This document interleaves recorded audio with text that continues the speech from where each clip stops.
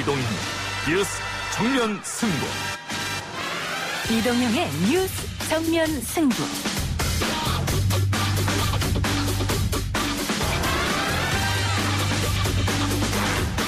청취자 여러분 안녕하십니까. 이동형입니다. 21대 총선이 막을 내렸습니다. 더불어민주당이 압승을 거두면서 정치 지형의 변화를 예고했네요. 비례대표 의석수도 확정이 됐습니다. 먼저 각 당에서 선거를 책임졌던 대표자들의 말 들어보시죠. 저희 민주당에 큰 지지를 보내주신 국민 여러분께 다시 한번 깊이 감사의 말씀을 드립니다. 이제 21대 국회를 이전과는 전혀 다른 국회, 일하는 국회, 국회다운 국회, 국민을 통합하는 국회로 만들 책임이 온전히 민주당에게 있음을 다시 한번 마음속에 새깁니다. 국민 여러분의 지지를 얻기에 통합당의 변화가 모자랐다는 걸 인정합니다. 이번 총선에서 드러난 국민의 마음을 잘 새겨서 야당도 변화하지 않을 수 없을 것입니다. 모든 것을 바쳐 보다는 정의당의 길을 함께 개척해온 우리 자랑스러운 후보들 더 많이 당선시키지 못해서 정말 미안합니다. 저는 선거 결과에 대한 모든 책임을 지고 물러납니다. 그러나 당원 동지여로 중도 개혁의 봄은 반드시 다시 올 것이라는 믿음을 가지고 제3지대를 지켜야 합니다. 국난 극복을 전면에 내세웠던 더불어민주당, 정권 심판과 견제를 내걸었던 미래통합당. 국민은 국정 운영 안정에 손을 들어줬습니다. 180석을 확보하면서 이른바 슈퍼 여당의 탄생을 앞두고 있는데요. 오늘 방송에서는 당선자들의 목소리와 여론의 흐름을 분석해봅니다. 6년 전 대한민국 국민 모두가 참사를 목격한 그날부터 우리는 망각과 싸우며 진실을 건지기 위한 싸움을 벌여왔습니다. 하지만 아직까지 이 세월호 참사의 진실은 어느 하나 제대로 밝혀진 것이 없습니다. 끝까지 진실을 밝혀내고 4월 16일 오늘은 세월호 참사 6주기를 맞는 날입니다. 추모식의 한 장면을 들려드렸는데요. 아직 끝나지 않은 이 이야기가 유령선이라는 제목의 다큐멘터리 영화로 때맞춰 개봉했습니다. 김지영 감독 스튜디오에서 만나봅니다. 4월 16일 목요일 이동희 뉴스 정면 승부 시작하겠습니다.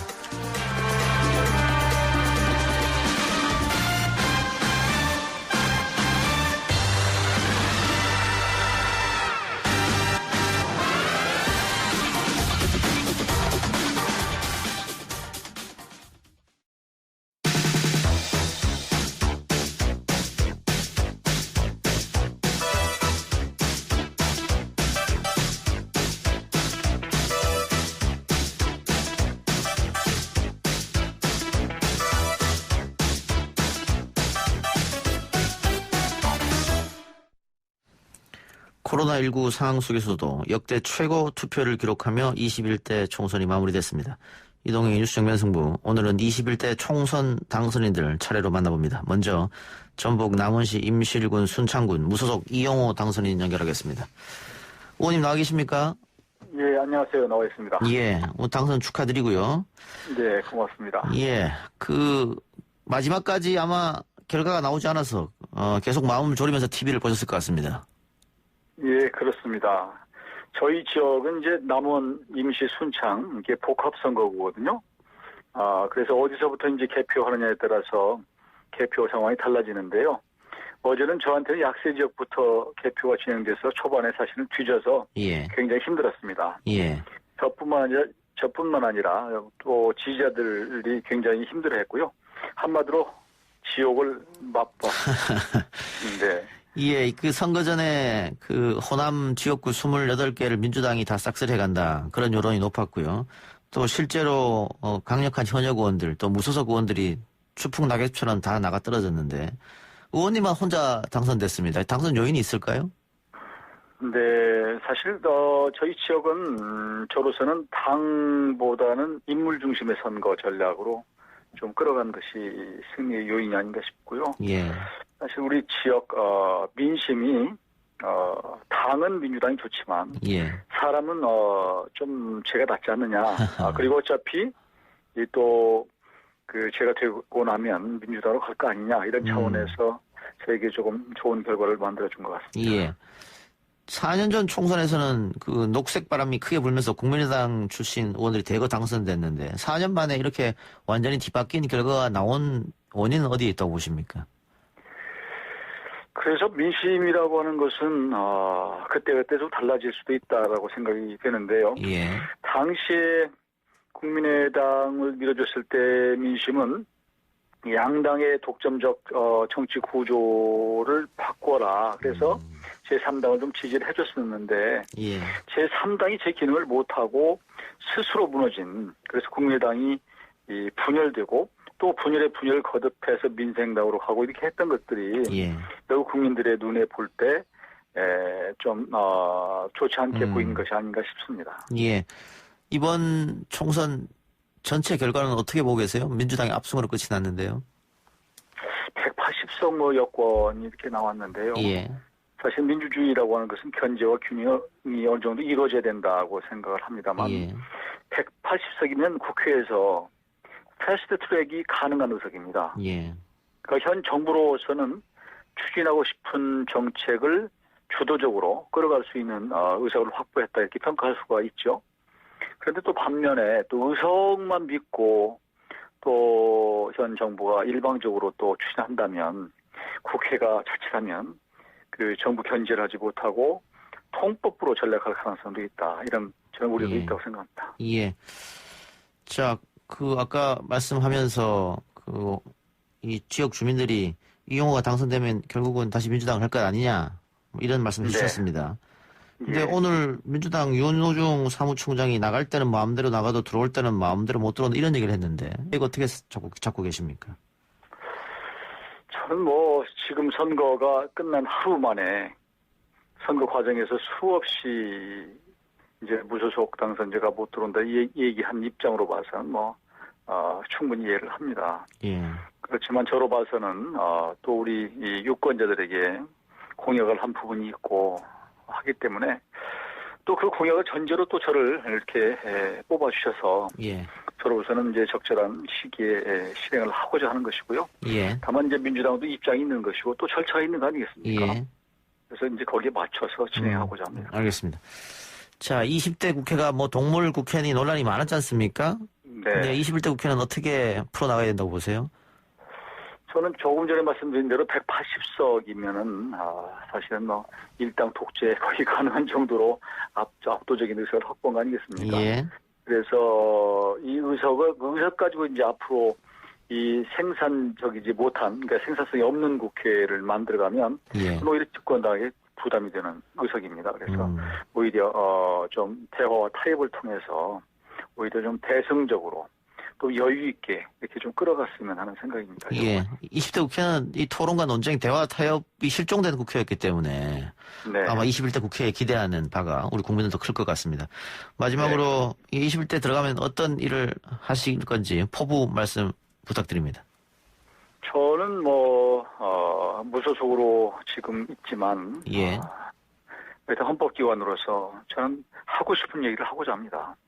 국회의원들이 제가 지난 4년 동안 있어 보니까 본인의 소신보다는 어떤 당 속에 매몰돼가지고 하고 싶은 얘기를 잘 못하는 경우를 많이 봤거든요. 예. 그래서 저는 하여튼 어느 당에 있든 아니면 개인적으로 있든 간에 우리 국민들의 뜻을 전하고 또 제가 양심에 따른 소신 있는 그런 어떤 의견을 예. 표출하는 저 국회의원이 되고자 합니다. 예. 다시 한번 축하드리고요. 네, 고맙습니다. 오늘 인터뷰 고맙습니다. 네, 감사합니다. 네, 지금까지 전북 남원시 임실군 순창군 무소속 이용호 당선인이었습니다.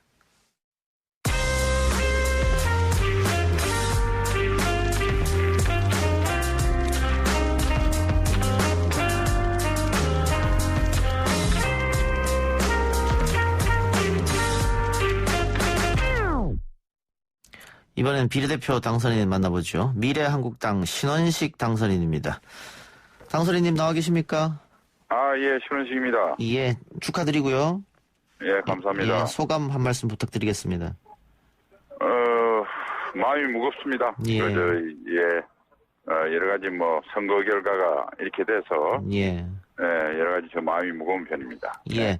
아마 미래통합당 또 미래한국당 소속 당선인들은 다들 네. 지금 말씀해 주신 것처럼 뭐 기쁘기도 하지만은 당이 참패했기 때문에 한쪽으로 굉장히 좀 처절한 기분이 들 것 같기도 하는데요. 이런 결과가 난 원인은 어디에 있다고 보세요? 뭐 우리 당이 국민의 마음을 헤아리는데 예. 좀 철저하지 못했다. 그리고 우리끼리 같은 생각을 나누는 사람들끼리 소위 희망 회로를 돌리다 보니까 예. 국민의 마음을 살피는 객관적인 판단이 좀 결여돼서 이런 결과가 아닌가 생각하고 철저히 반성하고 있습니다. 예. 그 여론조사 결과가 계속 미래통합당 쪽에 안 좋은 걸로 나왔습니다만은 애써 그거를 조금 무시했던 게 이런 원인이 되지 않았나 이렇게 말씀하신 것 같고요. 예. 예. 알겠습니다. 미래한국당이 총선 이후 통합당과 합류하겠다는 방침이었는데 어떻게 되는 겁니까? 그거는 뭐 그 방향으로 이렇게 한다고 원유철 대표가 말씀하셨는데 예.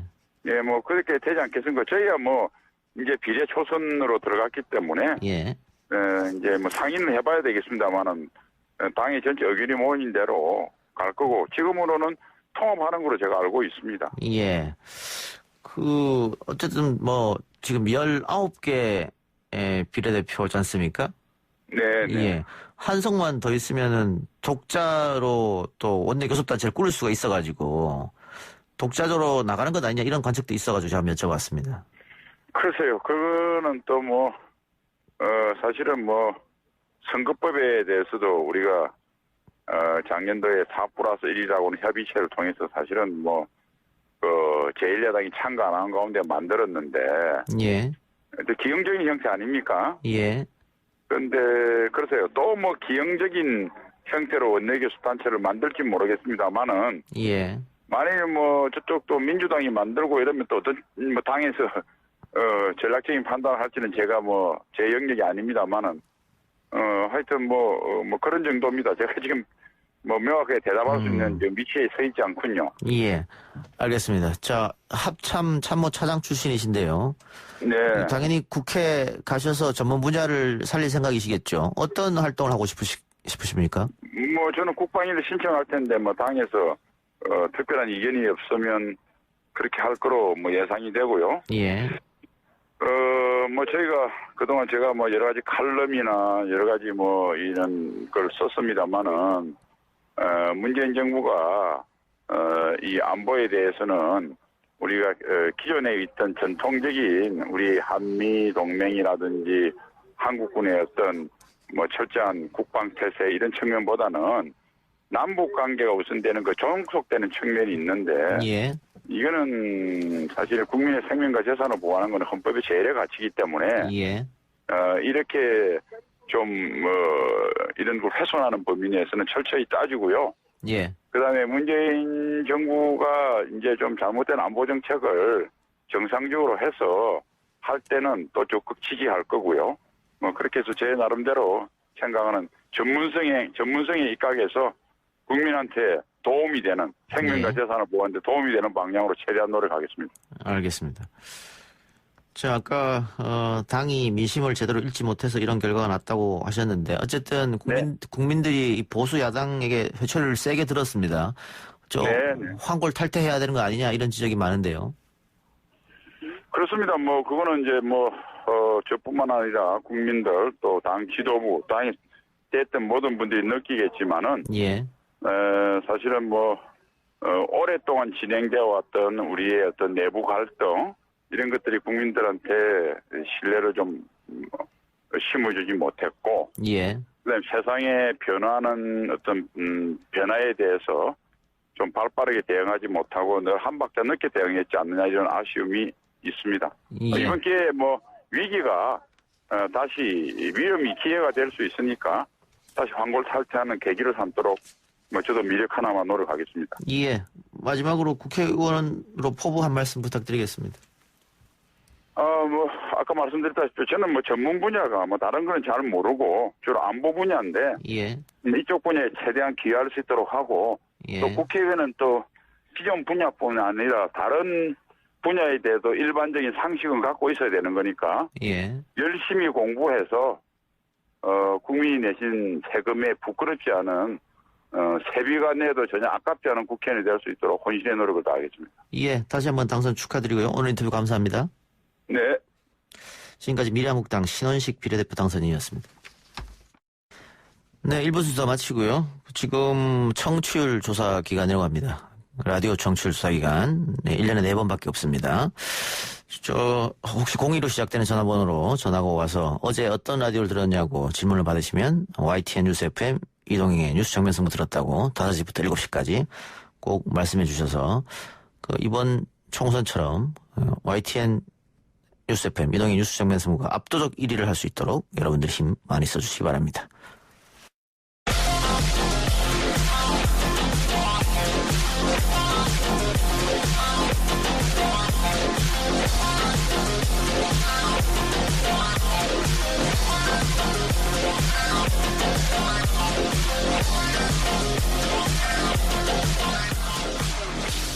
오늘 나온 뉴스들을 언박싱해드리는 기자 언박싱. 오늘은 오마이뉴스 박정호 기자 나왔습니다. 어서 오십시오. 네, 안녕하십니까. 4.15 총선 결과 다시 한번 브리핑해 주시죠. 네, 유권자들이 여당의 압도적 승리를 몰아주면서 더불어민주당과 비례정당 더불어시민당이 합해서 180석을 얻었습니다. 여기다가 열린민주당이 함께한다면 만약에 183석까지 늘어나죠. 보면 국회 선진화법이 일당의 독주를 막기 위해서 의석의 5분의 3, 그러니까 180석을 기준으로 하는 각종 장치를 마련해 뒀는데 국회 패스트트랙, 신속 처리안건 지정이나 필리버스터, 그러니까 무제한 토론 중단 이런 것도 할 수가 있습니다. 그러니까 야당인 미래통합당의 의원의 반대 분위기를 무력화시킬 수 있다. 이런 분석이 나오고 있고요. 개헌 빼고는 다 할 수 있는 거죠. 그렇습니다. 반면 미래통합당과 미래한국당은 개헌 저지선인 100석보다 3석 많은 103석 확보에 그쳤습니다. 지역구 투표원 놓고 보면 민주당이 163석, 미래통합당이 84석, 정의당이 1석, 무소속이 5석이고 비례대표의 경우에는 미래한국당이 19석, 더불어시민당이 17석, 정의당 5석, 국민의당 3석, 열린민주당 3석입니다. 예. 민주당이 승리로 끝이 날 거라는 예상은 많았습니다만 이렇게 압승을 하려고는 네. 많은 사람들이 예측하지 못했는데 이 원인과 결과는 어떻게 보고 계세요? 우선 여당에서는 계속 국난 극복 메시지를 냈었죠. 반면에 야당에서는 문재인 정권 폭주 견제라는 호소를 했죠. 그 전에는 바꿔야 산다라고 하면서 이 심판을 얘기했었잖아요. 근데 그게 먹히지 않으면서 결국 막판에는 폭주 견제라는 읍소 전략을 펼쳤는데요. 유권자들이 결국에는 국난 극복을 하자, 힘을 모으자라는 여당 민주당의 메시지에 귀를 더 기울였다라는 평가를 내릴 수가 있습니다. 그리고 사실 이 총선이 정권 중간평가라는 의미가 담긴 거잖아요. 예. 그래서 총선을 보면 구도 이슈 인물을 좀 놓고 보면서 이게 유불리를 따질 수가 있는데요. 이번 민주당 입장에서는 사실 올 초 정도 2월 초만 해도 조국 전 장관 사태나 부동산 문제 그리고 울산시장 선거 개입 의혹 사건 이런 걸로 인해서 불리한 이슈가 많았다라는 얘기가 많았거든요. 그런데 이런 이슈를 살릴 그런 기회를 갖지 못했습니다. 통합당이. 코로나19 이슈도 있었고요. 그리고 구도 자체는 만들었지만은 이슈가 잘 안 먹히는 그런 상황이 되면서 인물도 부각이 안 되고 통합당 입장에서는 좀 어려운 선거였다라고 볼 수가 있는데요. 이 정부의 코로나19 대응 자체도 통합당이 예상한 거는 다르게 그러니까 맨 처음에 마스크 대란이라든가 여러 가지 것들을 끄집어내면서 비판을 많이 했었는데요. 중국인 입국 금지나. 근데 시간이 지나면서 정부의 조치가 잘 됐고 또 특히 해외에서 외신에서 잘했다. 또 문재인 대통령과 통화를 하고 싶어서 이 외국에 있는 지도자들이 기다리고 있다. 이런 게 보도가 되고 알려지면서 우리 국민들이 우리 정부가 잘하고 있구나. 그리고 우리 국민들 입장에서는 우리 정부가 잘해서 코로나19 극복이 돼야지 우리 국격도 올라가고 우리 국민들의 기분도 좋아지지 않겠느냐 이런 생각을 많이 하게 된 거죠. 그런 상황에서 김종인 위원장의 총선 앞두고 일부러 검사를 많이 안 하고 있다. 이런 가짜 뉴스를 기자회견에서 얘기한다든가 아니면은 막말이 계속 있지 않았습니까? 예. 통합당 황교안 대표의 말실수 그리고 김대호 후보, 차명진 후보의 막말이 계속 나오면서 이 통합당이 이 유권자들의 마음을 얻는 데 실패하지 않았나 이렇게 볼 수가 있습니다. 예.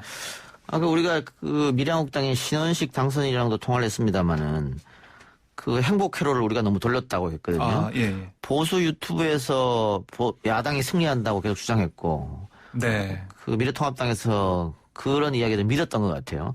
그런데 민심은 끊임없이 경고를 보냈습니다. 여론조사에서 계속해서 안 좋은 결과가 나타났고 특히 중간평가 성향이 강한 20대 대통령 임기 가운데서 치러진 선거임에도 불구하고 여당 심판보다 야당 심판을 해야 된다 그런 결과도 나왔었거든요. 그렇습니다. 그럼에도 그런 여론들을 무시했던 그런 경고들을 무시했던 제1야당의 패착이 있었지 않느냐. 그렇습니다. 그러니까 한쪽으로 경도가 돼 있었던 거죠. 그러니까 제가 현장 취재됐지만은 놀랐던 게 뭐냐면 황교안 대표가 그 청와대 앞에서 천막 농성, 단식 농성할 때 제일 먼저 찾아간 곳이 바로 그 청와대 앞에서 농성하고 있는 정광훈 목사와 함께 거기서 계속 예배를 드리고 있던 그 시민들이었거든요.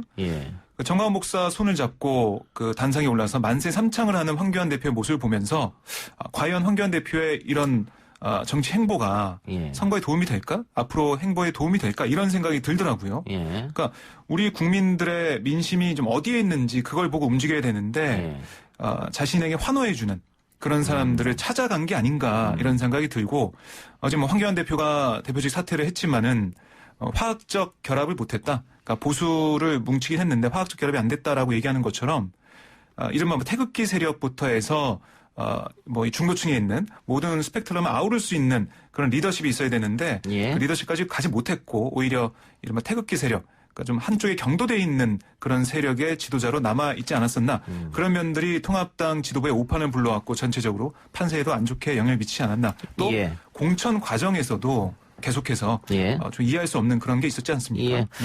그 공천에 대한 잡음 같은 경우에도 뭐 민주당도 없진 않았습니다만은 미래통합당이 민주당보다 훨씬 심했던 것. 그렇습니다. 그리고 사람을 일단 그 빼내는 데는 성공했다. 김영호 공관위원장이.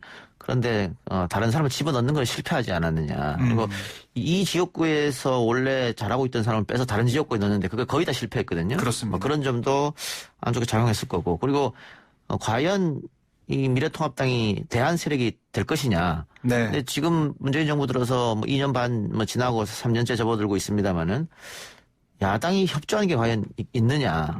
뭐 이런 분도 작용했을 거고 그 황교안 나경원 체제 투톱 체제가 들어서면서 극단의 투쟁으로 갔었거든요. 그렇습니다. 장애 집회를 계속했었고 그리고 삭발식 했었고 이런 것들이 결국은 발목 잡는 야당 비판을 위한 비판 그런 정당의 이미지가 국민한테 보여줬다. 이것도 패배의 원인이 되겠네요. 그렇습니다. 그러니까 통합당 입장에서는 이 국회가 이렇게 20대 국회가 일을 못하게 된 국회가 된 게 정권 탓이다. 여당 탓이다라고 얘기를 했거든요. 독주하고 있다. 독재 정권이다라는 말까지 했지 않습니까? 하지만 국민들이 볼 때는 20대 국회 모습을 쭉 보면서 일을 못하게 된 게 폭주 견제가 아니라 발목 잡기 때문에 그렇게 된 것이다 판단하신 것 같아요. 그러니까 야당이 대안을 제시해야 이게 국정 심판 그러니까 문재인 정권 심판도 먹힐 수 있는 법인데 대안을 제시하지 않고 그러니까 통합당 자체가 대안이 되지 않은 상황에서 문재인 정권 심판하겠다. 이게 앞뒤가 맞지 않아서 먹히지 않은 그런 부분이 있거든요. 결국 통합당 입장에서는 아예 처음부터 견제를 할 수 있게 해달라. 읍소 전략으로 갔으면 오히려 지금보다 성적이 낫지 않았을까. 저는 개인적으로 그렇게 생각합니다. 그리고 그 미래통합당이 일본과 외교 마찰을 빚었을 때 우리를 친일 프레임에 가두려고 한다. 여당이 이런 주장도 했습니다만은 결국은 일본하고 외교 마찰을 빚는데 제1야당이 우리 정부 편을 드는 게 아니고 일본 편을 들었단 말이죠. 그렇습니다. 그런 측면도 국민들한테는 안 좋게 비춰지지 않았냐. 그러니까 이게 사실 보면 시야가 좁게 되면 자신한테 좋은 얘기를 하는 그다음에 응원해주는 그다음에 좋은 아까 말씀하신 행복회를 돌려주는 그런 것만 보게 되는데요. 거기에 너무 매몰돼 있었던 것 같아요. 듣고 싶은 것만 듣는 그렇습니다. 거죠. 그러니까 차명진 후보 같은 경우도 차명진 후보를 공천한 것 자체 저희 기자들이 볼 때도 참 이해할 수가 없었거든요. 그러니까 5.18 망언으로 인해서 김순례 최고위원을 컷오프했단 말이죠. 근데 세월호 참사 관련 막말을 한 그런 차명진 후보 공천됐다? 그러니까 앞뒤가 안 맞는다는 생각을 했어요. 민경호 후보도 마찬가지고. 그렇습니다. 민경호 후보도 마찬가지고요. 막말을 그렇게 하면서 비판을 받았는데 공천했고 또 공관위에서 그 뒤집었는데 다시 또 뒤집고 그러니까 호떡 공천의 말이 나올 정도로 뒤집는 모습을 봤을 때 황교안 대표가 왜 이랬을까? 결국 쭉 보면 처음 행보부터 짚어보면 이른바 태극기 세력 그러니까 극단적인 이 지지층을 보면서 움직인 게 아니었을까라는 생각이 들고 차명진 후보가 제명 처분 받고 이런 상황이 있을 때 통합당 홈페이지에 많은 항의가 올라왔습니다.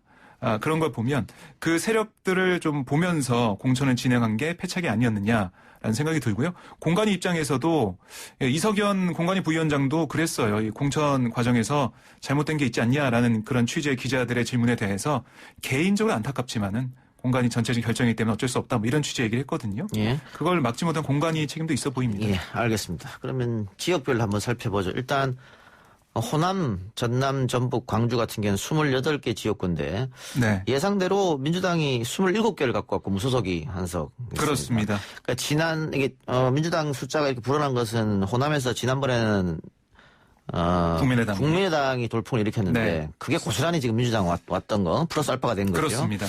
그리고 관심 있는 지역구가 수도권이었는데 네. 미래통합당에서는 최소 50석을 목표로 했었습니다. 그렇죠. 근데 지난 4년 전 선거에 민주당이 82석을 얻으면서 승리를 했고 네. 저도 뭐 정치평론을 하면서 예측을 많이 합니다만 저는 수도권에서 민주당이 90석 정도 얻을 것이라고 예측했습니다만 결과가 103석이나 얻었어요. 어떻게 그렇습니다. 수도권에서 민주당이 이렇게 역사적으로도 이렇게 많은 수를 얻은 적이 없는데 그렇습니다. 민주당의 수도권 압승은 어떻게 보세요? 그러니까 민주당 예측도 한 90석 정도로 예측을 했더라고요. 예. 근데 그걸 뛰어넘었는데요. 그러니까 이 서울 지역 같은 경우는 뭐 이 민주당이 41석, 통합당이 8석 차지했는데 쭉 보면 용산하고 강남 3구 그쪽만 통합당이 가져간 상황이고요. 다 민주당이 가져갔고 뭐 경기도도 마찬가지고 인천도 2석 빼놓고 다 가져갔는데요. 그러니까 이 중도층이 그러니까 서울 지역 수도권을 보면 여러 지역에서 다 오셔서 살고 있기 때문에 전체적인 판세를 볼 수 있는 지역입니다. 예. 특히 예전에 이명박 정권이나 박근혜 정권 때 보시면은 서울에서도 이 통합당, 그러니까 새누리당 계열의 보수 정당의 득표가 많았던 적이 있어요. 왜 그랬느냐? 그러니까 중도층이 항상 있단 말이죠. 특히 수도권에는 영남이나 호남 모르겠지만 수도권에는 중도층이 있습니다. 뭐 충청권에서 오셨 분도 계실 거고요. 중도층이 있는데 그 중도층은 누가 가져가냐 그 싸움인데요. 이번에 통합당 입장에서는 계속 악재가 겹치면서 특히 차명진 후보의 막말이나 김대호 후보의 세대 비하 발언 이런 것들 특히 수도권에 계신 분들이 여론에 굉장히 민감합니다. 예. 이런 것들이 작용하면서 계속해서 빠지지 않았나. 여론이 안 좋아졌고 이게 작용을 해서 수도권에서 정말 지난번에 35석을 새누리당이 가져갔었는데요. 그게 훨씬 못 미치는 16석을 제가 지금 보고 있는데 그렇게 쪼그라드는 그런 결과를 낳았습니다. 예. 그리고 수도권을 제외하면 또 가장 많은 의석이 있는 곳이 이제 영남입니다. 65석인가요? 그렇게 있죠. 그렇습니다. TK는 미래통합당이 싹쓸이를 했고, 네. 민주당은 굉장히 뼈아픈, 특히 김부겸 그렇죠. 의원이 생활하지 못했다는 것에 대해서 뼈가 아플 테고, 네. PK 지역도 민주당이 내심 두 자릿수를 바랬던 것 같은데 이거 맞습니다. 실패했죠. 예. 그러니까 뭐 이 민주당에서는 10석까지 가는 거 아니냐. 그러니까 지난번에 5석을 얻었고요. 부산에서. 그다음에 재보선에서 1석을 얻어서 6석이 현역입니다. 예. 여기서 한 4석 정도 더 얻으면 10석까지 간다. 봤는데 그렇게 안 됐고 3석에 그쳤습니다. 예. 그러니까 TK 아까 말씀하셨지만 TK 그러니까 대구 투표율이 전국 17개 시도 가운데 7번째로 높았어요. 예. 67%. 전국 평균보다 높았고요. 부산 지역도 67.7%로 92년 제14대 총선 이후 가장 높은 곳으로 집계가 됐습니다. 그 말이 뭐냐면 보수가 집결을 한 거예요. 예. 막판에 본투표 때 보수가 집결을 해서 이렇게 나와서 뭐 유시민 이사장의 180석 발언도 있었고 그리고 읍소 전략 계속 하니까 정말 큰일 나나 보다라고 나오신 분들이 많다고 하더라고요. 결집을 하면서 결국 이게 어떤 틈도 안 준 거죠. 대구 지역 같은 경우도 김부겸 후보 같은 경우는 얘기를 들어보면 지역 주민들이 사람 좋다. 바르다. 이미지 좋다라고 하는데 이게 잘 표까지는 연결이 안 되는 거죠. 예. 왜냐하면 우리 편이 우리가 지지하는 정당이 이렇게 힘든데 그냥 볼 수가 없다라고 예. 생각하고 나와서 투표를 한 겁니다. 예. 네. 이렇게 됨으로써 TK의 김부겸, PK의 김영춘, 네. 대권을 가려고 계획했던 두 거물 정치인의 대권과도의 차질이 일단 생겼고요. 반대로 김태호와 홍준표는 살아 돌아옴으로써 그렇습니다. 예, 대권 후보로서 자질을 또 아직 남겨놓고 있습니다. 예, 그렇고 또 이제 경남 양산을 해서 김두관 후보가 이겼습니다. 사실 김포에 있다가 그 당의 SOS를 받고 경남으로 내려간 건데요. 지난번에 서영수 후보가 이겼을 때는 그때는 좀 분열이 됐었어요. 1대1 구도가 아니었습니다. 서영수 후보가 됐었는데 이번에는 1대1 구도로 나동현 이 전 양산 시장을 이기면서 김두관 후보 입장에서는 주목을 받는 그런 정치인의 자리에 좀 올라섰다 볼 수가 있습니다. 예. 네. 자, 홍준표, 김태호, 또 윤상현, 권성동 네. 이 다 무소속으로 당선된 사람들인데 그렇습니다. 미래통합당으로 들어갈까요? 그러니까 원래는 황교안 대표가 뭐라고 했냐면은 안 된다. 예. 무소속은 복귀가 안 된다. 복당이 안 된다고 얘기했습니다. 그런데 어제 황교안 대표가 사퇴했죠. 예. 그러면은 뭐 복당할 가능성이 크고요. 네 후보 모두 빨리 복당하겠다라고 얘기하고 있고요. 권성동 후보 같은 경우는 복당해서 원내대표를 하겠다라는 예. 포부도 밝히고 있습니다. 지금 통합당이 한국당 합쳐가지고 103석이잖아요. 예. 너무 한 석 한 석이 아쉽습니다. 제가 볼 때는 복당이 빨리 이뤄질 것으로 보이고요. 복당이 된다면 당장 새로운 리더십을 누가 가져갈 것이냐. 말이 많이 나오겠죠. 비대위 체제로 갔다가 전당대회를 갈지 아니면 바로 전당대회 가야 될지 여러 가지 말이 나오고 있는데요. 홍준표 전 대표 같은 경우는 자신이 맨 처음에 창녕에 나가려고 하다가 안 돼서 양산에 가려고 하다가 그것도 안 돼서 결국 무소속으로 나갔지 않습니까? 이런 잘못된 공천 바로잡고 잘못된 당을 혁신하겠다 얘기를 했습니다. 홍준표 전 대표가 들어가면 아마 또 한 차례 돌풍이랄까요? 내용이랄까 이런 게 좀 불거질 것으로 보이고요. 유승민 의원도 지금 직함을 맡지 않고 지원 유세했기 때문에 이번 선거 결과에 대해서 그렇게 큰 타격은 없다고 볼 수가 있거든요. 물론 공도 없습니다. 하지만은 좀 어떻게 전투력이 보존돼 있다고 볼 수 있기 때문에 또 조혜진 의원, 류성걸 의원 등등에서 유승민계가 좀 살아 돌아왔습니다. 그래서 그런 발판을 바탕으로 리더십 싸움에 나서지 않을까 생각이 듭니다. 예. 강원도로 한번 가볼까요? 강원도는 4년 전에 민주당이 단 한 석만 가져갔는데 이번에는 2석 더 보태서 3석이 됐네요. 그렇습니다. 민주당 3석, 통합당 4석, 무소속 권성동 의원 1석 이렇게 차지했는데요. 이번 관심 가졌던 지역 중 하나가 바로 춘천갑입니다. 허영 민주당 후보가 계속 지고 있었거든요. 예. 김진태 통합당 후보한테 지고 있다가 새벽에 역전을 하면서 결국 9,634표 차이로 4년 전 승부를 서력을 했습니다. 그러니까 이 허영 후보 같은 경우는 고려대 총학생회장 출신으로 운동권이에요. 근데 김진태 후보는 공항검사 출신이죠. 이런 것도 대비가 되고 했는데요. 김진태 후보가 이렇게 함으로써 좀 지난번 당대표 선거 후보도 나오면서 이번에 만약에 당선됐다면은 새롭게 또 리더십을 향해서 당대표나 원내대표 향해서 뛸 수 있었는데요. 그게 좀 좌절된 상황이고요. 원주갑의 이광재 후보, 강원도의 아들이라고 불리잖아요. 이광재 후보가 인기가 많습니다. 강원도 하면 남녀노소 가릴 것 없이 다 좋아하는데요. 이명박 정부 청와대 대변인이었던 박정화 통합당 후보를 이기면서 강원도의 발전을 바라는 민심이 이광재 후보를 선택했다라고 볼 수가 있겠습니다. 예. 방금 언급된 사람 중에 허영 당선인은 잠시 후 6시 10분 3부에서 저희가 인터뷰가 예약돼 있고요. 자, 제주도는 3석 모두 민주당이 석권을 했고 그렇습니다. 지난번 총선에서 50대 50을 줬던 충청 지역 이번에 어땠습니까? 네, 이번 지역 대전을 보면 7석 모두 민주당이 가져왔습니다. 그리고 세종 2석도 이번 분구가 됐죠. 예. 세종 2석도 민주당이 다 가져갔고요. 충북을 보면 여기가 민주당 5석, 통합당 3석인데요. 이게 지난번에는 민주당이 3석, 통합당이 5석이었습니다. 예. 바뀌었습니다. 예. 그리고 충남에서도 민주당이 6석, 통합당이 5석을 얻으면서 예. 균형을 좀 맞추는 모습을 보였고 충청권에서도 이 통합당이 패배를 했다라고 볼 수가 있습니다. 주목되는 인물을 보면 대전 중구의 황운하 후보가 당선됐습니다. 검찰개혁을 외쳐온 황운하 후보가 당선되면서 검찰개혁에 더 이제 박차를 가할 것으로 보이고요.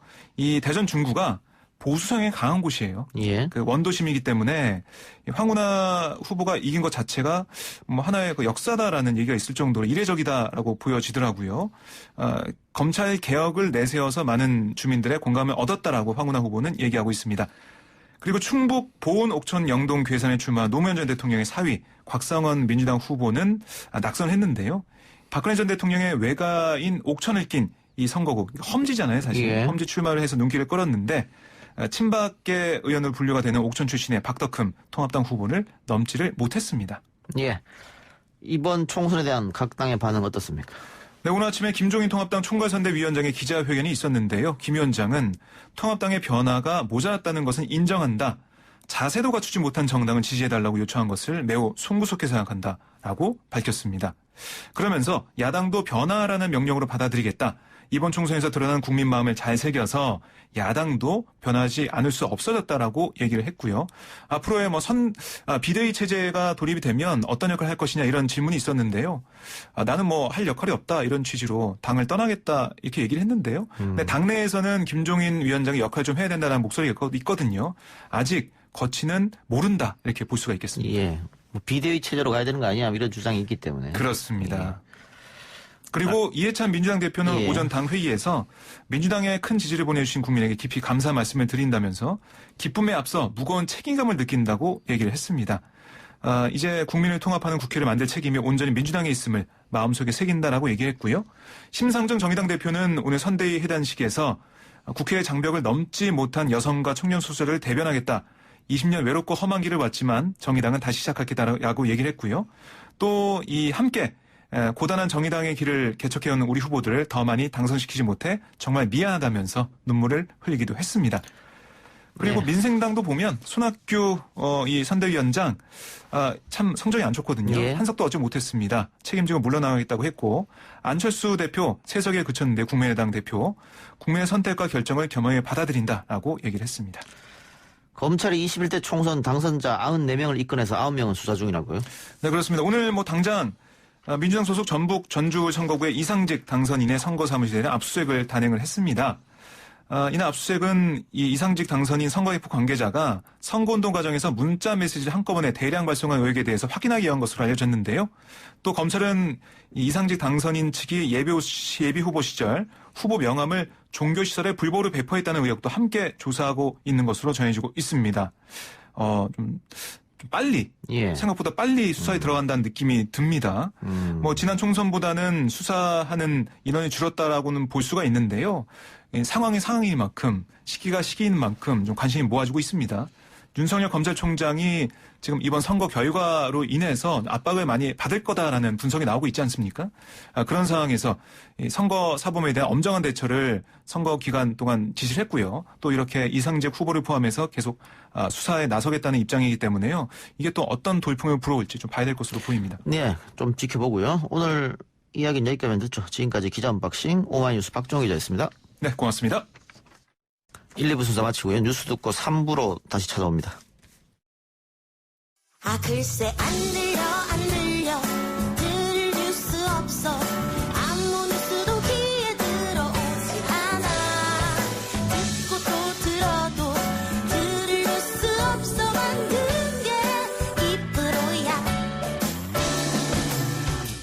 이동영의 뉴스 정면 승부 YTN 라디오 이동의 뉴스 정면 승부 3부 시작합니다. 1부에 이어서 계속해서 당선인 인터뷰 이어가 보겠습니다.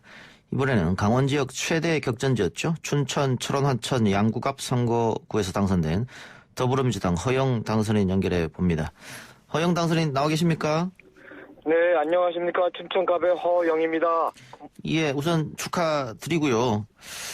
자, 그 선거 결과가 밤 늦게까지 나지 않아서 마음을 좀 많이 졸었을 것 같아요.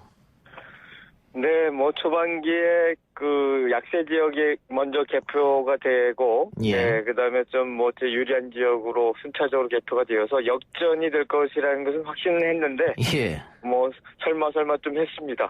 예.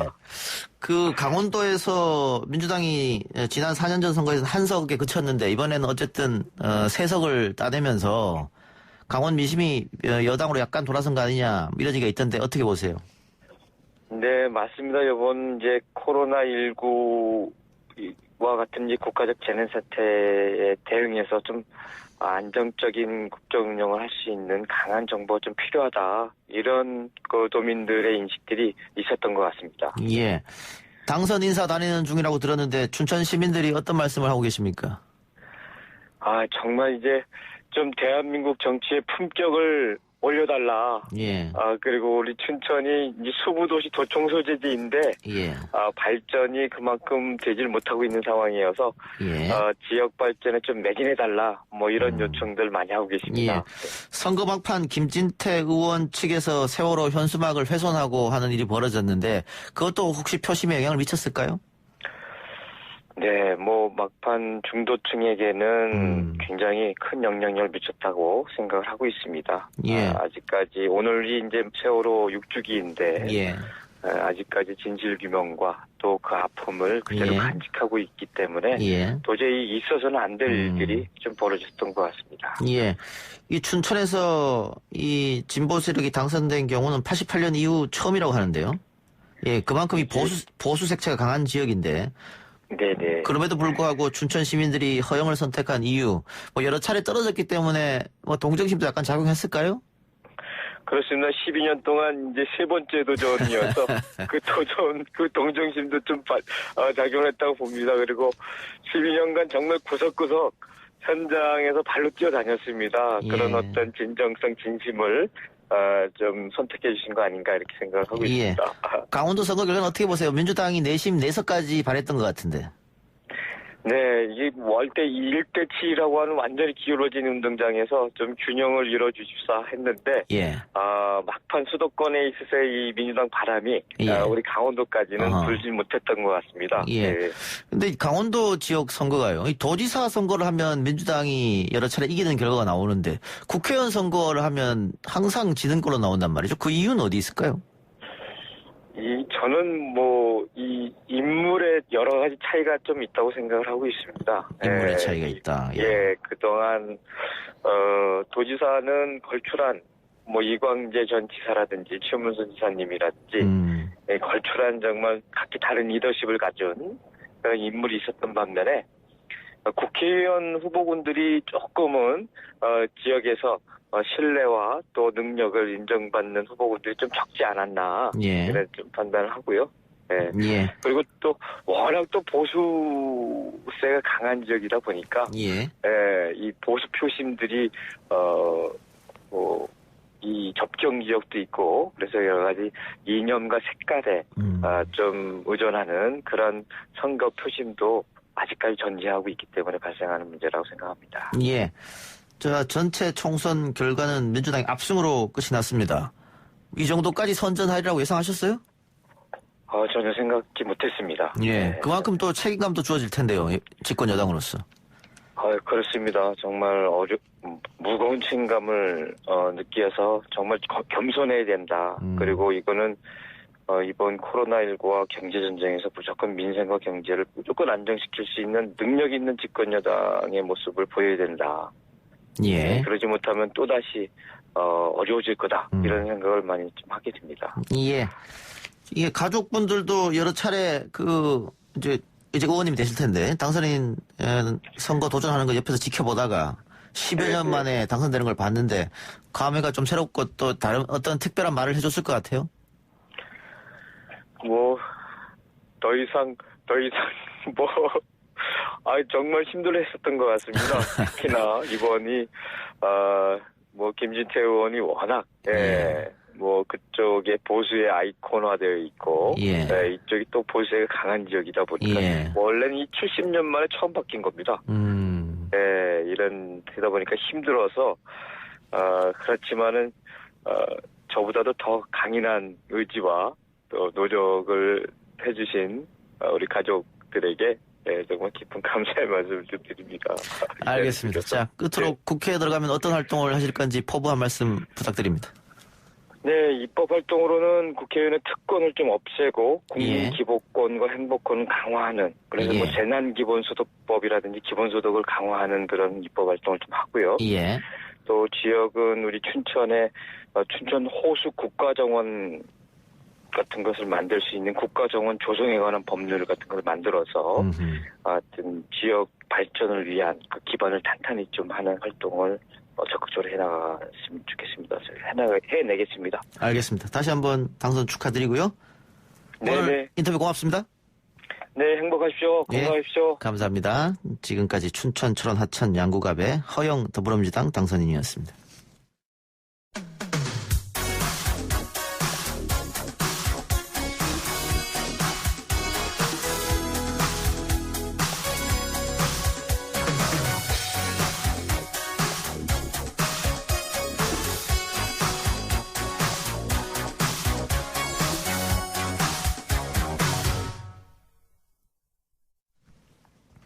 총선 바로 다음 날인 오늘은 세월호 참사 6주기를 맞는 날입니다. 6년이 지나도록 왜 침몰했는지 왜 구조를 못했는지 아직 어느 것 하나 속시원하게 밝혀진 게 없습니다. 아직도 현재 진행형인 세월호 참사 영화 유령선의 김지영 감독과 이야기 나눠보겠습니다. 어서 오십시오. 네, 안녕하세요. 자, 유령선이 언제 개봉한 겁니까? 네, 어제 개봉했습니다. 어제 개봉했습니까? 총선 때. 네, 개봉했다는 것도 어떻게 그 극장에 올라간 겁니까? 아니면? 예, 어제 극장에서 이제 상영을 시작했죠. 예, 지금 코로나 전국 때문에 영화관 사람들 자체를 안 간다고 하던데. 거의 안 가죠. 그러다 보니까 어제 같은 경우 저희 영화에 1,700명 정도 오신 걸로 알고 있어요. 뭐 미룰 수도 없고 사실 6주기가 있었으니까. 그렇죠. 그나마 그래도 지금 넓은 극장에 오셔서 또 거리 띄우기 위해서 앉으시니까 안전 문제 때문에 그러니까 많이 올 수도 없는 상태고 그래도 보신 분들이 이렇게 평을 올리는 거 보면 너무 좋고 그래서 그걸 위안을 받고 있죠. 네. 자, 이 그날 바다의 스피노프 작품이라고 하는데 이게 어떤 뜻입니까? 뭐 통상적으로 스피노프라고는 하지만 약간은 거기에서 그러니까 파트 2로 하기에는 좀 영화가 짧고 이게 한 49분 정도의 영화라서 좀 짧기 때문에 스피노프라고 했지만 그날 바다 그 이후의 이야기 그날 바다 이후에 더 나온 강력한 어떤 조작의 증거를 담은 영화입니다. 그러니까 스피노프라는 게 오리지널 작품을 새롭게 각색했다는 것인데 꼭 그런 건 아니고 뒤에 또 새로운 얘기가 있군요. 네네네. 예. 이거 완전히 새로운 얘기입니다. 새로운 얘기다. 그렇기 때문에 유령선이라는 이름. 유령선 이름으로. 예. 조금 내용을 설명해 줄 수 있습니까? 예. 이 그날 바다가 잘 아시겠지만 그 박근혜 정부 때 세월호의 사고 원인에 관해서 그 단순한 해상에서 벌어진 교통사고 정도의 사건이다. 이렇게 하면서 이 내놓은 물증이 있어요. 그게 세월호에서 보냈다는 세월호의 내비게이션 데이터를 무선으로 송신했는데 그걸 정부에서 받아서 저장했던 데이터가 있다. 그게 이제 자동으로 발신된 데이터라서 AIS 데이터라고 부르잖아요. 근데 그것이 결정적 근거로 단순 사고라고 판정을 했었거든요. 근데 이제 저희들이 조사를 하다가 이것은 전문가한테도 AIS 전문가 교수님한테도 보여드렸을 때 저희들이 그것이 조작이라고 판정했었어요. 그 당시 그걸 검증했던 AIS 관련 일을 하셨던 교수님마저도 이것은 세월호에 실린 그 장비가 고장이 나서 데이터를 송신하지 않으면 안 했지 이런 데이터를 낼 수 없다. 이렇게 말씀하셨거든요. 그 검증 내용을 담아서 나갔던 게 그날 바다였죠. 거기에 비하면 이번 유령선은 아예 조작의 데이터의 그러니까 증거를 그대로 보여줘요. 그리고 거기서 한 발 더 나아가 이번에 새롭게 발견된 것을 기초로 데이터가 중국에서 조작됐다는 정황이 나왔거든요. 증거들이 나왔어요. 중국 좌표들도 나오고 그래서 데이터가 국내에서 조작한 게 아니라 세월호 사고 원인의 결정적 증거인 데이터들이 해외로 빼돌려서 중국으로 추정되는 곳에서 조작을 해서 다시 복사해서 정부 관제센터로 넣었다라는 증거 자료들이 나왔기 때문에 그것을 담아서 이 유령선을 만들게 됐죠. 세월호 진실을 감추기 위한 조작이 데이터에 있었다. 그래서 그걸 쫓는 과정을 영화로 담았다. 이렇게 생각하면 되겠네요. 그렇죠. 그러다 보니까 이제 그걸 쫓으면서 알게 되는 게 아마 극장에 와서 저희 영화를 보시면 그걸 느낄 거예요. 누가 왜 어디서 어떤 방식으로 데이터를 조작했나가 다 드러나요. 다른 건 이제 구체적으로 다 설명해 드리는데 누가는 관객들이 판단하도록 했어요. 그러니까 조작의 기획자가 누구인지는 저희 영화를 보시면 누구겠구나, 어떤 조직이겠구나를 충분히 추론하실 수 있으리라고 생각됩니다. 이 나레이션에 배우 박호산 씨가 참여했네요. 네, 그날 바다에서 이제 정우성 씨가 해줬었는데 정우성 씨 이번에는 박호산 배우가 추천을 받고서 또 어떤 분인가 제가 보니까 그날 바다를 되게 좋게 보셨던 분이에요. 그래서 만나서 얘기해 보니까 내용을 이해를 진짜 하고 있어요. 그러니까 예의상 본 게 아니라 정확히 내용을 이해하고 있어갖고 이분하고 하면 참 잘 되겠구나 해갖고 막상 같이 녹음을 이제 하게 되니까 이분이 내용을 이해하기 때문에 어떤 부분에서 되게 강조하고 제가 하고 싶었던 어떤 감정 이런 게 싹싹 들어가면서 크게 낼 때는 크게 내고 잔잔하게 전달할 때는 잔잔하게 내레이션을 전달하고 그래서 되게 저는 이번 내레이션도 굉장히 마음에 들고 있습니다. 자, 어제 총선이 있었는데 민주당이 크게 이겼습니다. 네.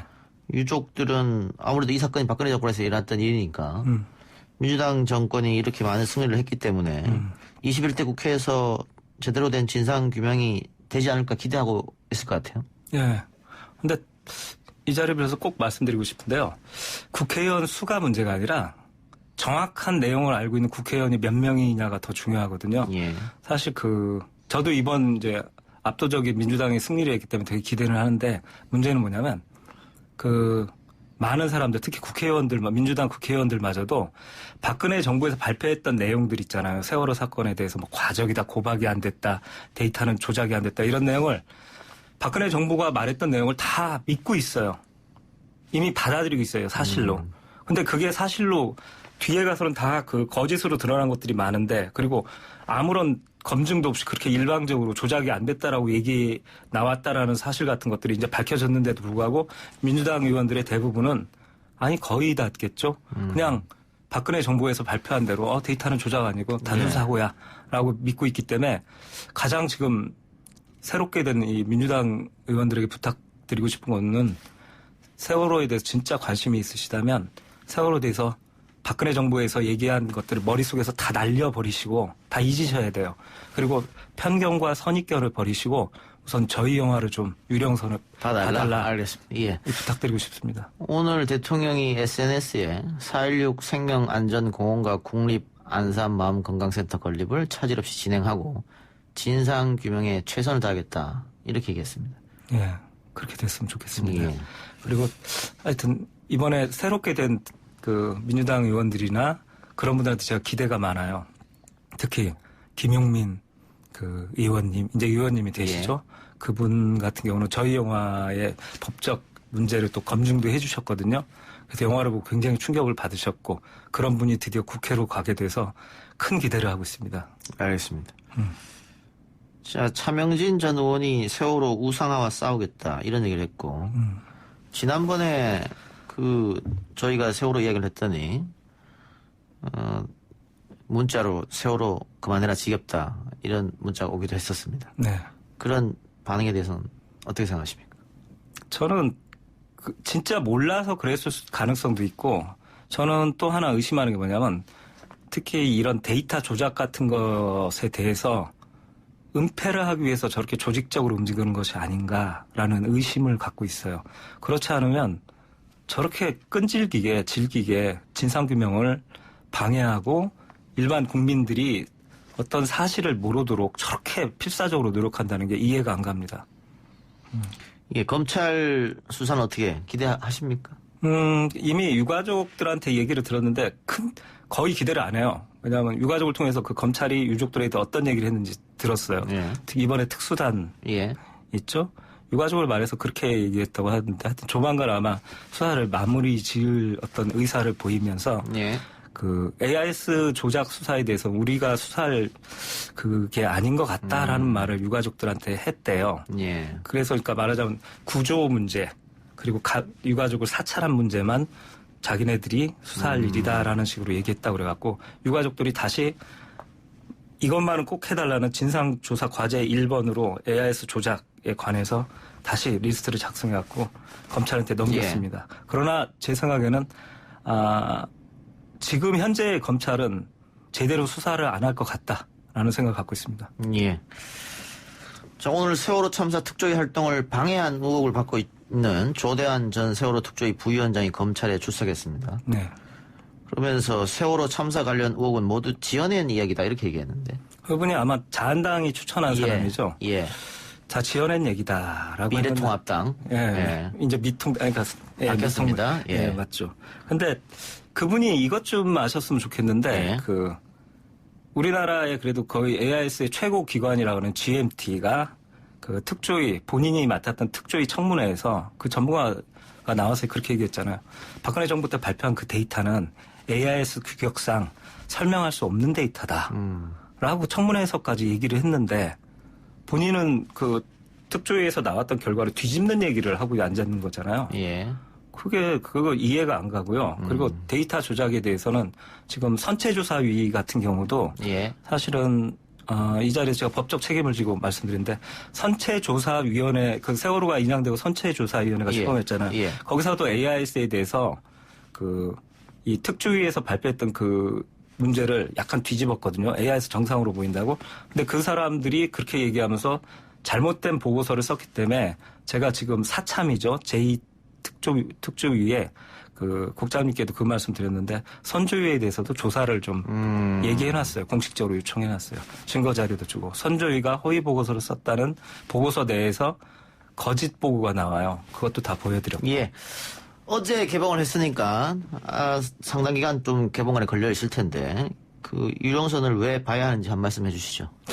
지금 말씀 조금 들어서도 아시겠지만 이렇게 말씀드리겠습니다. AIS 조작, 그러니까 세월호 사고 원인의 가장 결정적 증거라는 그 세월호의 항적 데이터가 지금까지 제대로 검증된 적이 한 번도 없습니다. 그 기계에 대해서 거의 알지도 못하는 그런 사람들이 검증했고 여러분이 아시는 것은 다 잊어버리시고 이제 진짜 제대로 된 AIS 전문가가 이 조작에 대해서 이 검증을 해야 됩니다. 그렇기 때문에 이 조작에 관해서 저희 영화를 많이 봐주시는 게 AIS 조작 수사를 방해하는 사람들의 입지를 점점 축소시킬 수 있는 유일한 길이다. 이렇게 생각하기 때문에 저희 영화를 좀 많이 봐주셨으면 좋겠습니다. 영화를 보고 나온 관객들의 반응은 어떻습니까? 데이터 조작에 대부분 충격을 받으시고요. 유족도 그랬고. 그러니까 가장 궁금해하시는 게 결국 그거죠. 누가 이 데이터를 조작하라고 지시했지? 이거죠. 거기에 대한 궁금증 그리고 추정되는 것도 있다. 여기에 대한 이제 토론들이 진행되고 사람들이 야 이건 진짜 데이터 조작에 대해서 진짜 진상규명이 돼야겠다라는 공감대가 좀 이루어지고 있는 것 같아서 너무 좋습니다. 어쨌든 그런 질문에 대한 정답은 관객이 하게끔 하셨다고 했으니까 일단 영화를 봐야겠죠. 좀 봐주십시오. 이 작가님도. 오늘 인터뷰는 여기서 마무리하죠. 지금까지 영화 유령선의 김지영 감독이었습니다. 고맙습니다. 감사합니다. 3부 수도 마치고요. 4부 민심은 숫자다 코너로 돌아오겠습니다.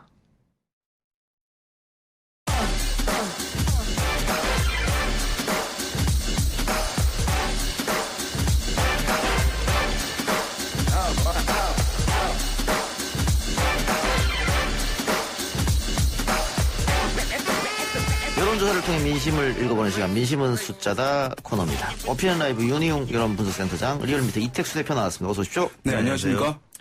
총선 투표율 66.2%. 굉장히 높은 투표를 기록했고 선거 결과는 여당이 단독 180석, 범진보까지 하면 190석 가까운 기록적인 승리를 거뒀습니다. 두 분 예상했습니까? 이런 결과? 아닙니다. 정말 못했습니다.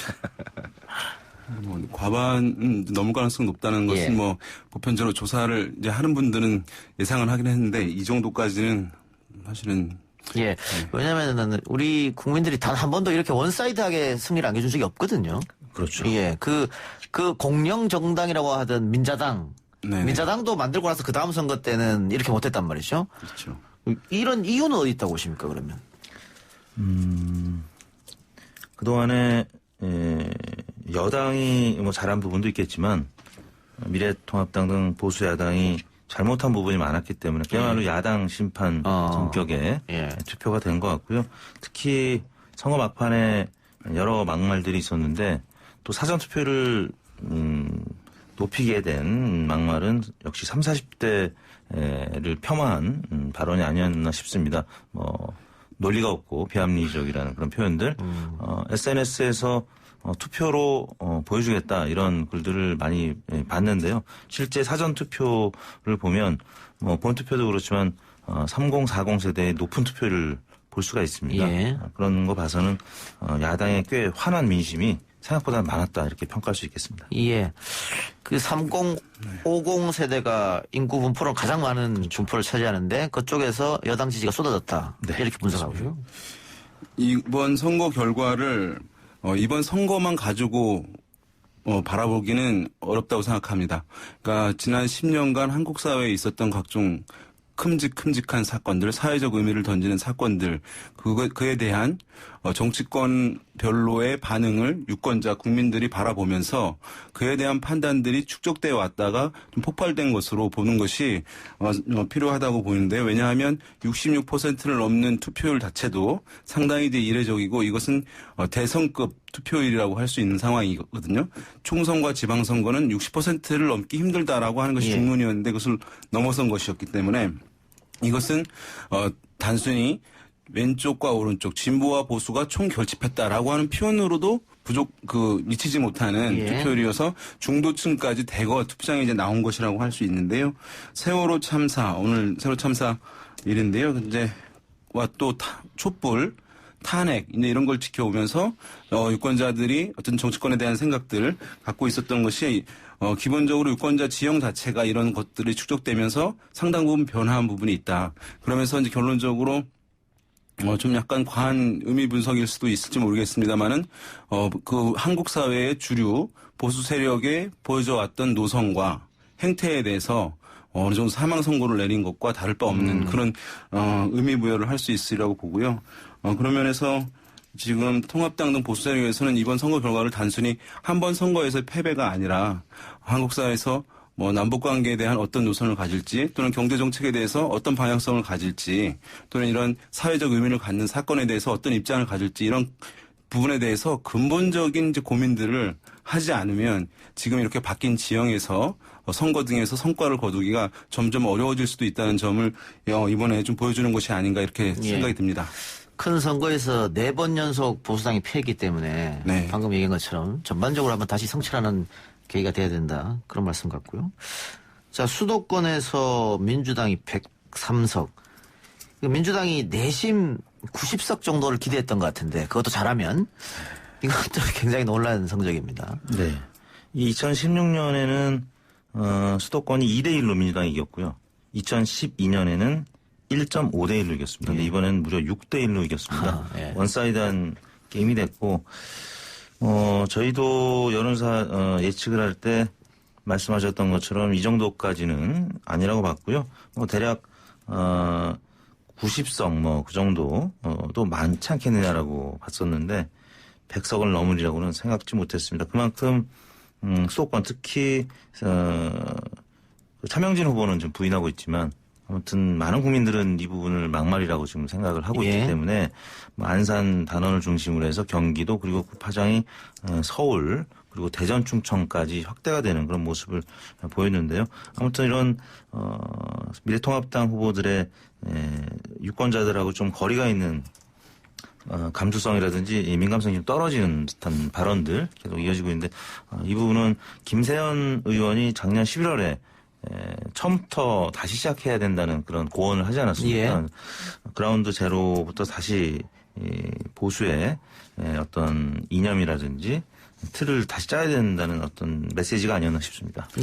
저는 수도권에서 심판론이 전혀 먹히지 않았다고 볼 수가 있겠습니다. 원래 선거는 이제 야당이 이런 프레임을 들고 나와서 공세를 하고 그것에 대해서 유권자들이 얼마나 호응하는지 여부가 핵심이거든요. 근데 야권에서 내세운 정권 심판론이 먹히지 않았는데요. 물론 TK 지역 등에서는 이제 활활 타오르는 부분이 있겠습니다만은 심판론이라고 하는 것은 어쨌든 야당이 그 심판론을 제기할 정도로 대안 세력이라고 하는 공감대가 형성이 돼야 되고, 그러니까 다른 말로 하면, 회초리를 정부 여당에 때릴 때 그 회초리가 깨끗해야 되지만 유권자들이 쉽게 그것을 들을 수 있는 것이잖아요. 그리고 심판 대상인 정부 여당이 너무 일을 못하고, 그래서 제거해야 될 수준까지 전락했을 때, 이 심판론이 먹히는 것인데 두 가지 조건이 다 좀 충족되지 않은 부분들이 있었다고 할 수 있겠고요. 그래서 이제 어쨌든 이번 선거의 의미를 규정하는 야당의 이 프레임이라는 것 자체가 잘 작동되지 않은 부분들. 이 가장 큰 원인 중에 하나라고 할 수 있겠고 이 대표님 말씀하신 대로 수도권을 우리가 이렇게 얘기합니다. 이슈에 민감한 지역이다. 왜냐하면 영남과 호남처럼 어떤 지역의 주요 정당에 대해서 배타적으로 지지하는 것이 아니기 때문에 이슈에 이제 민감한 상황인데 거기에 그런 악재들 막판에 야당이 사실은 더 쏟아진 측면들이 있었거든요. 그런 부분들이 막판 표심 정하지 않은 유권자들에게까지 영향을 주게 되면서 이렇게 이제 수도권에서 역대 또 유례를 찾아보기 힘들 정도로 격차가 난 결과를 야기했다 볼 수 있겠습니다. 예. 자, 그런데 TK 민심은 또 압도적으로 보수 야당을 지지했습니다. 예. 이 TK 지역도 사실은 이제 뭐 원래 TK는 보수 성향이 강하니까 이제라고 생각할 수 있는데 어떻게 보면 이제 왜냐하면 약간 느슨해지던 상황에서 다시 강화된 것이기 때문에 이것이 이제 단순하게 어떤 TK 지역 정서만 자체만으로 분석하기에는 좀 한계가 있을 수 있는데요. 이런 부분 좀 생각해 볼 수 있을 것 같아요. 코로나19 대응에서 피해를 좀 많이 보고 했는데 어떤 정부가 어떤 성과를 가져가는 것 같은 것에 대한 이제 불만들이 존재했을 것으로 보고, 그 다음에 대한민국 정치, 대한민국 사회에서 정치 영역에서만큼은 오랫동안 주류로 지위를 유지해 오다가 또 잠깐 잃었다가 다시 또 최근에 지난 보수 정권 10년 동안은 또 주류 입장에 있는 상황이었거든요. 그런 상황에서 이것이 이제 진보 진영으로 정권이 넘어가게 되면서 그 주류적 위치에서 비주류적 위치로 가게 되면서의 박탈감, 소외감 이런 것들이 현 정부에 대한 반감으로 더 크게 이제 작동한 것이 아닌가. 그래서 그 심판론이 이 TK 지역에서는 뭐 가장 강하게 타올 수밖에 없는 측면이 있었고, 그 결과도 다른 이제 여당 등 다른 이제 정당에게 한석도 허용하지 않는 결과로 나타났다고 볼 수 있겠습니다. 예, 보수층이 집결했다고도 볼 수 있겠죠, TK 지역에서는. 예. 자, 그런데 그 유시민 이사장이 범진보 180석에 불과한 것은 아니다, 이런 발언을 했고, 이 발언을 계기로 해서 보수 야당이 융단 폭격을 가했습니다. 그러면서 결국 선거 끝날 때 유 이사장이 그 말을 안 했으면 200석도 확보했을 텐데라고 했다고 하는데, 이 발언 여파가 실제로 있었습니까? 여론을 요동치게 했습니까? 단순 지지율만 보면 금토일, 그러니까 사전 투표가 진행됐던 이때가 문재인 대통령 지지율이 가장 정점에 이르렀을 때고요. 예. 이제 유시민 이사장이 이 발언을 한 그 즈음에는 약간 지지율이 조금은 하락했던 건 사실입니다. 근데 여전히 계속 높았기 때문에 뭐 그거는 오차 범위 내에서 이제 변하기 때문에 그냥 횡보 혹은 뭐 조정 단계였다고 보여지고요. 이낙연 선대위원장이 바로 낮은 자세를 취했죠. 오만한 이야기를 하면 안 된다는, 뭐 이해찬 대표도 그랬고요. 조속한 진화에 나섰기 때문에 큰 영향은 없었던 것 같습니다. 과거 같으면 이런 발언이 있으면은 역결집 현상이 나타나서 예. 보수의 표심이 또 응징을 하러 투표장에 나올 텐데, 사실 그 전에 보수 야당 측에서 워낙 많은 설화가 있었고 분노했던 표심을 잠재우기에는 좀 어려웠던 부분이 없지 않았나 싶습니다. 이게 지금 야당이 미래통합당이 103석을 얻었잖아요. 그런데 이제 이 발언이 이제 영향을 뭐 일정 부분 저는 고르게 조금씩은 줬을 수 있다고 봅니다. 하지만 근본적으로 주지 못했다는 것은 이제 어떤 이유에서 볼 수 있냐 하면, 영남의 의석수가 82석인가 그렇습니다. 예. 그러니까 사실 그 대부분을 미래통합당이 가져가게 돼 있는 거예요. 전통적인 정치 지형으로 봤을 때. 그런 상황에서 다른 비례와 다른 지역에서 일부만 하더라도 100석은 되긴 하거든요. 그래서 이제, 여의도에서 이제 이런 말을 합니다. 지금 통합당, 이제 보수정당은 폭망해도 100석은 한다, 이런 얘기를 하거든요. 그런 상황에서 뭐 이 103석 이제 했다는 것은 어쨌든 거의 이제 최저치를 한 것이기 때문에 예. 뭐 추가적인 파급이 지역적으로는 일정 부분 보수층을 좀 나오게 하는 부분들이 있었지만 전체 판세에서 뭐 어떤 의미 있는 변화를 줬다고 보기는 약간 이제 어려운 측면도 있다고 하겠습니다. 알겠습니다. 자, 박빙 지역 가운데 민주당이 이기는 곳이 많았었는데, 그 박빙 지역에서 민주당 역전하는 모습을 보면 거의 좀 비슷한 양태를 띄었어요. 이게 사전 투표함이 개봉되면서 역전하고 또 박빙 지역에서 민주당이 승리했거든요. 결국 민주당 지지층들이 본투표보다는 사전 투표를 많이 했다, 이렇게 봐도 되는 겁니까? 그렇습니다. 지난주 이제 금토에 사전 투표가 있었는데, 말씀드린 대로 그 즈음에 3040 세대의 분노가 가장 극점에 달했던 시기였었고요. 뭐 안산 단원 을이나 부산 남구을 같은 경우는 사전 투표가 결정적으로 영향을 미쳤다고 할 수 있겠는데요. 가령 김남국 후보 같은 경우는 사전 투표 득표수에서 4,582표로 박순자 후보보다 2배 가까이 많은 지지를 받았습니다. 부산 남구을 같은 경우는 박재호 후보의 표가 사전 투표함이 열리면서 쏟아지기 시작했는데요. 1,400여 차로 승리를 했습니다. 뭐 다른 지역들 강원 춘천의 허영 후보라든지 김진태 후보를 눌렀죠. 경기 남양주 지역의 김용민 후보도 주광덕 후보보다 2,500표를 사전투표에서 더 많이 받았습니다. 사실 민주당 후보들이 재외국민투표가 많이 이겼음에도 불구하고 많은 국가들이 코로나19 때문에 투표를 못하게 함으로써 조금 불리한 것 아닌가 싶었는데 거기선 수량이 뭐 좀 작았기 때문에 영향이 크진 않았는데 사전투표에서 엄청난 지지의 표가 쏟아진 것으로 나타났습니다. 이 관내 사전투표가 있고 관외 사전투표가 있잖아요. 예. 관내는 이제 요즘에 거의 일상화된 것이라고 볼 수 있어요. 본투표와 뭐 거의 차이가 없을 것이라고 보는데 관내 사전투표는 어쨌든 대부분 이제 주소지와 주민등록 주소지와 실제 거주지가 불일치하는 사람들이 투표를 이제 하게 돼 있는 관내 사전투표라고 할 수 있겠는데 이런 경우에는 이제 군부대에 가 있는 이제 젊은 층들이 있는 것이고 대학교 또는 취업 초반기에 아직 주소지를 옮긴 사람들 같은 경우에 이 관내 사전투표를 많이 하게 되는 것이거든요. 이런 이제 젊은 층이다 보니까 관내 사전투표에서는 아마 보수표보다는 진보표가 좀 더 나올 수 있지 않았을까 생각됩니다. 근데 지금 역대 선거를 보면 사전투표는 항상 진보 쪽에서 많이 하고 있더라고요. 네. 그게 이번에도 이어졌다. 뭐 이렇게 보면 되겠죠. 네네. 예. 두 분이 가장 관심 있게 본 지역구는 어디십니까? 저는 이제 광진을 오세훈 후보가 워낙 밤샘 개표에 또 많이 등장하는 후보이기 때문에 어제도 또 밤늦게까지 봐야 되는 것 아닌가. 박빙승부의 운명의 대명사가 된 것 같아요. 네, 근데 여론조사는 사실 깜깜이 기간 동안 저희가 했을 때 한 7%포인트 고민정 후보가 이기는 걸로 나왔는데 저희가 늘 얘기했지만 샤이 보수 표심이 한 7, 8% 있기 때문에 그래서 박빙으로 봤습니다. 근데 나중에 시간이 가면서 고민정 후보가 이제 빠르게 생각보다 빠르게 리드하는 모습을 보고 좀 역시 여론조사 비슷했구나라는 저희 입장에서는 이제 안도의 한숨을 쉬었고요. 뭐 종로 같은 경우는 출구조사에서는 한 자릿수로 한 9%포인트 차이로 나온 것 같은데 여론조사에서는 사실 그 전에 좀 더 크게 벌어져 있었는데 실제 뚜껑을 여니까 여론조사 더 정확했던 더 정확했던 거죠. 그래서 뭐 그런 뭐 저희 입장에서는 여론조사 기관 입장이다 보니까 그런 관전 포인트가 있었던 것 같습니다. 예, 말씀 나왔으니까 하는 말입니다만은 지금 어제 각 방송사의 출구조사가 사실은 많이 틀렸습니다.